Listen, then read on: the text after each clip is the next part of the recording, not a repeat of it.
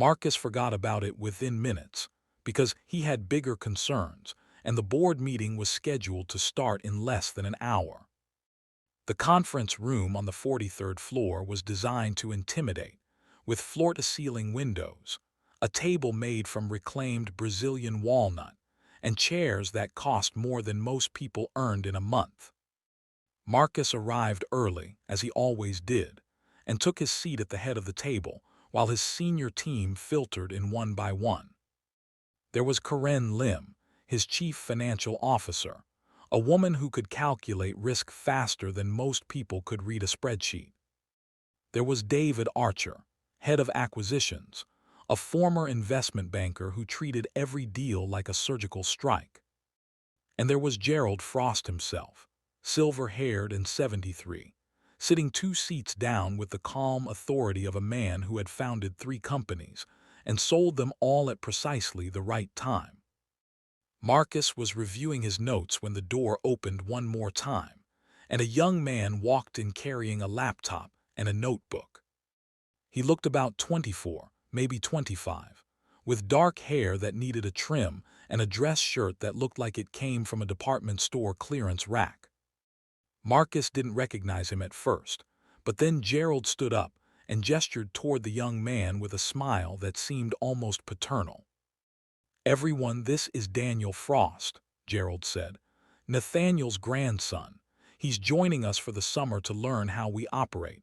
I've asked Marcus to give him some exposure to real deal work." Marcus felt his jaw tighten again, because Gerald hadn't asked him anything. Daniel extended his hand toward Marcus, and Marcus shook it without standing, making it clear through posture alone that this was a favor he hadn't agreed to. "Pleasure to meet you, Mr. Henley," Daniel said, and his voice was quiet but steady, without the nervousness Marcus had expected. Marcus didn't respond beyond a nod, and Daniel took a seat at the far end of the table, near the corner where the junior analysts usually sat. The meeting began. Marcus opened with the Bridgemont acquisition, walking the board through the valuation model, the projected synergies, and the exit strategy that would deliver a 38% return within 18 months. He spoke with the confidence of a man who had done this 100 times before, and the board listened without interruption, because they knew Marcus didn't present deals unless they were airtight. Karen asked a question about the debt structure, and Marcus answered it without hesitation. David raised a concern about regulatory approval timelines, and Marcus dismissed it with data showing that similar deals had cleared in under 90 days. Everything was proceeding exactly as Marcus had planned, and he could already see the approving nods from the board members. Then Daniel raised his hand. Marcus almost didn't notice at first, because junior staff didn't speak in board meetings unless directly addressed, but Gerald gestured toward Daniel with an encouraging nod. "Go ahead, Daniel," Gerald said. Daniel cleared his throat, and when he spoke, his voice was calm but deliberate. "I was looking at the Bridgemont financials last night," Daniel said, "and I noticed something in the pension liability footnotes that doesn't match the valuation assumptions." The room went still. Marcus turned his head slowly, fixing Daniel, with a look that had made senior executives stumble over their words. "What are you talking about?" Marcus asked, and his tone was flat, devoid of curiosity. Daniel didn't flinch, and he opened his laptop, pulling up a spreadsheet that he projected onto the screen at the far end of the room. "Bridgemont has a defined benefit pension plan that covers about 2,000 former employees," Daniel said. "The liability is listed at $43 million, but that's based on an actuarial assumption of a 7% discount rate." Marcus folded his arms, already irritated. And Marcus said, "Current Treasury yields are at 4.2%, Daniel continued. "If you recalculate the pension liability using a realistic discount rate, the obligation jumps to $76 million. That's $33 million more than what's reflected in the acquisition price." The room stayed silent, but Marcus could feel the shift in the air. the way board members were now looking at the spreadsheet instead of at him. Corinne was already pulling up her own laptop, running the numbers. David was frowning, his fingers drumming against the table. Marcus kept his expression neutral, but inside, a cold knot of anger was forming. The actuarial assumption was provided by Bridgemont's auditors, Marcus said. We're using their certified financials. Daniel nodded, still calm. I understand that, Daniel said, but the auditors used a rate that was acceptable 5 years ago. The market has changed.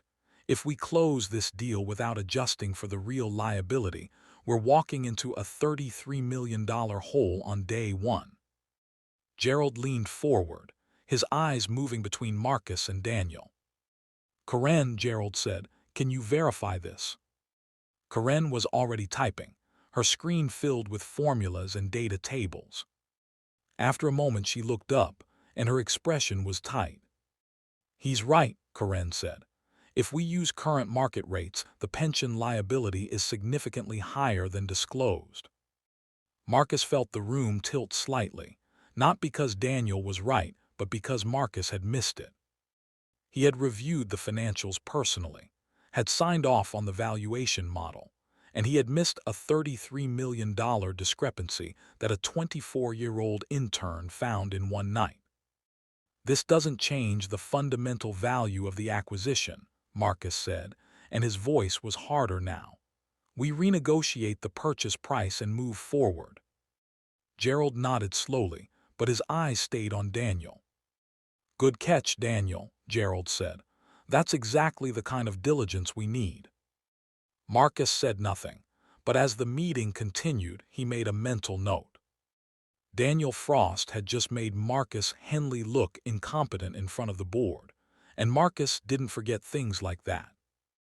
After the meeting, Marcus returned to his office and closed the door.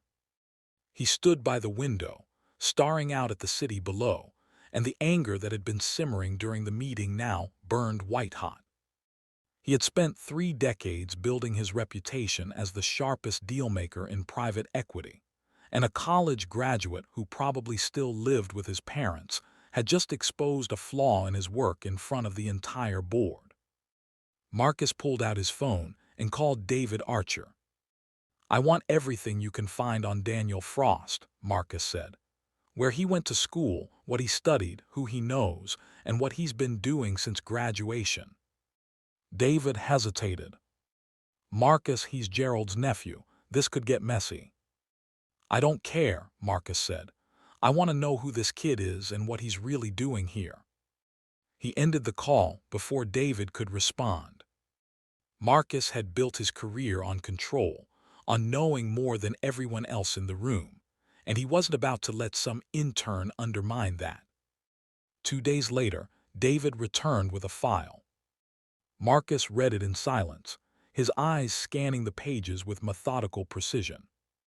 Daniel Frost had graduated summa cum laude from Northwestern with degrees in finance and mathematics, had spent a year working at a boutique advisory firm in Boston, and had turned down offers from Goldman Sachs and McKinsey to take a low-paying internship at Henley Capital. That last detail bothered Marcus more than anything else, because it didn't make sense. People didn't turn down 6-figure offers to work for free unless they had another agenda. Marcus closed the file and leaned back in his chair. He decided that Daniel Frost was either incredibly naive or dangerously ambitious, and either way, Marcus was going to make sure the kid understood exactly who ran this company. Over the next 2 weeks, Marcus began assigning Daniel to increasingly difficult tasks, each one designed to either break him or expose his limitations.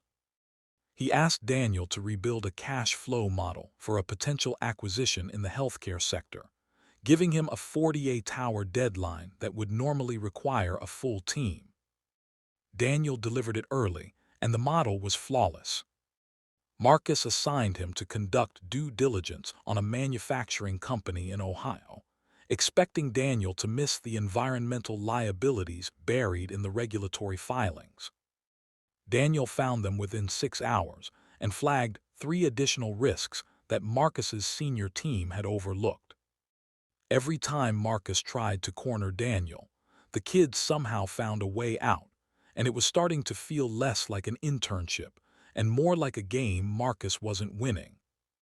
The breaking point came during a conference call with the sellers of a mid-sized software company that Henley Capital was pursuing.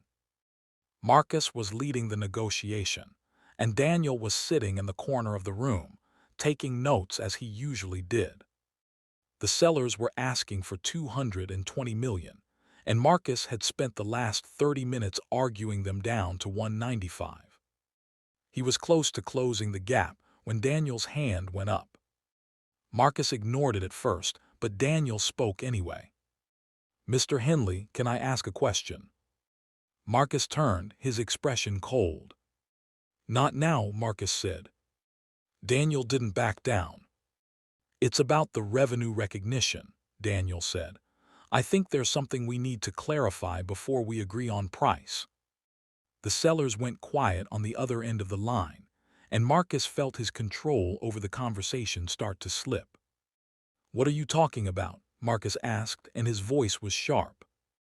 Daniel pulled up a document on his laptop and turned the screen toward Marcus. "The seller is recognizing revenue on multi-year contracts up front," Daniel said. "But the contracts include performance clauses that could trigger refunds if certain benchmarks aren't met.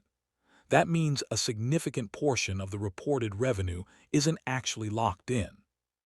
Marcus looked at the document, and his stomach turned, because Daniel was right again. The sellers had structured their accounting to inflate revenue, and if Henley Capital bought the company at the current price, they'd be paying for income that might never materialize.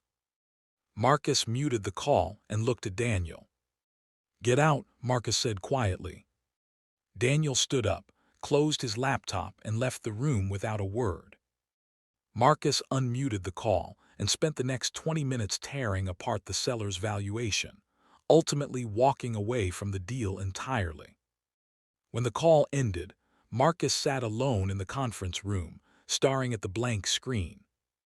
Daniel Frost had just saved Henley Capital from a catastrophic acquisition, and Marcus hated him for it. That night, Marcus stayed late in the office, reviewing every deal Daniel had touched since arriving. He found no errors, no missteps, no weaknesses he could exploit. Daniel Frost was everything Marcus had once been: sharp, relentless, and impossible to intimidate. But unlike Marcus, Daniel seemed to operate without ego, without the need to dominate every room he entered, and that made him more dangerous than any competitor Marcus had ever faced. Marcus realized, sitting there in the dim glow of his office, that Daniel wasn't trying to replace him. Daniel was simply better. And for the first time in 30 years, Marcus Henley didn't know what to do about it. The summer ended, and Daniel's internship officially concluded. Gerald called Marcus into his office on Daniel's last day, and when Marcus arrived, Daniel was already there, standing by the window. "Marcus," Gerald said, "I wanted to thank you for mentoring Daniel this summer. He's learned a tremendous amount." Marcus nodded, his expression unreadable. Gerald continued, "I've also decided to offer Daniel a permanent position as an associate in acquisitions. He'll report directly to you." Marcus felt the words land like a blow, but he kept his face neutral. "That's your decision," Marcus said. Gerald smiled. "I'm glad you agree. Daniel starts Monday." Marcus left the office without looking at Daniel, and when he returned to his own floor, he stood by the window for a long time, staring out at the city.